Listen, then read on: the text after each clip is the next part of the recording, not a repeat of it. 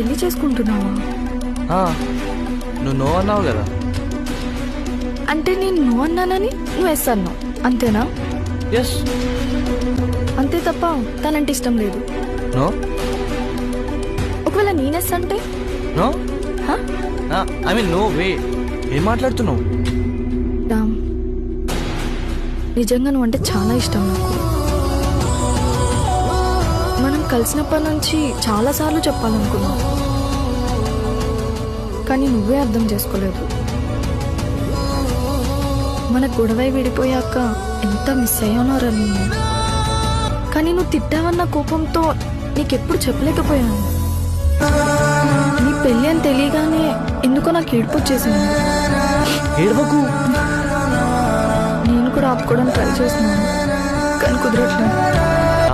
నీకు నా మీద ఉన్న ఫీలింగ్స్ బయట పెట్టడానికి ఇదంతా మేము చేసిన డ్రామా.